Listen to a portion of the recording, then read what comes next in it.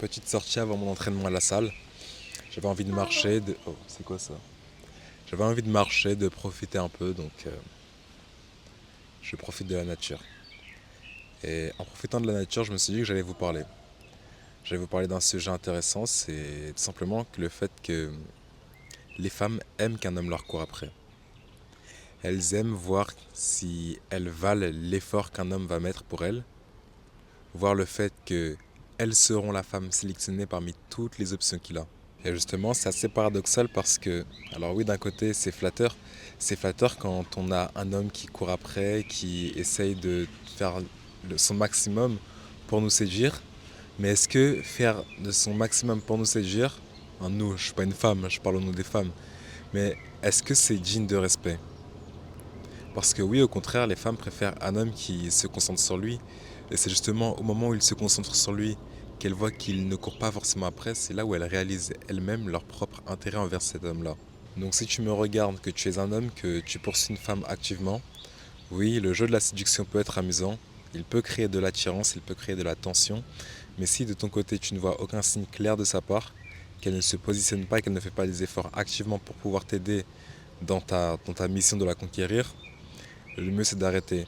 Parce que continuer, c'est aussi te manquer de respect envers toi-même. Je pense qu'un homme ne devrait jamais investir beaucoup plus qu'il ne reçoit. Maintenant, c'est vrai qu'il y a un concept, c'est le non. Le paradoxe du non. Parce que le non qu'elle te donne n'est pas forcément un non. Le premier non peut être un rejet pour se faire désirer et voir si tu continues activement à la poursuivre parce que c'est ce qu'elles aiment. Mais le non peut aussi être un peut-être. En fait, c'est ce que j'ai dit.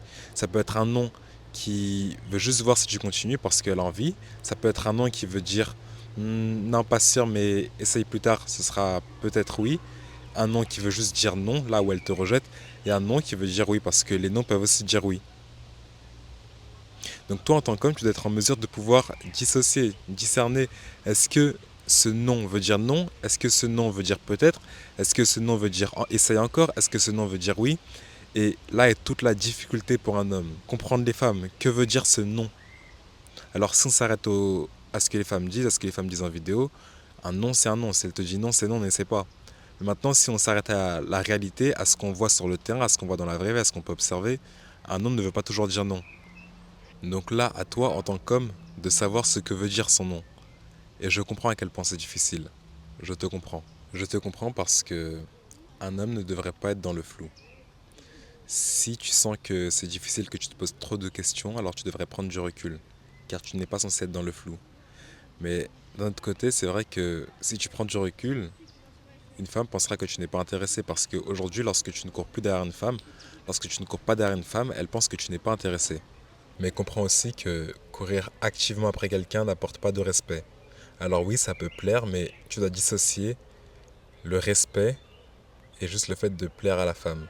Et c'est pas toi qui lui plaît, c'est juste ton action. Le fait que tu la poursuives, que tu la complimentes, ça lui plaît. Mais ce n'est pas toi qui lui plaît.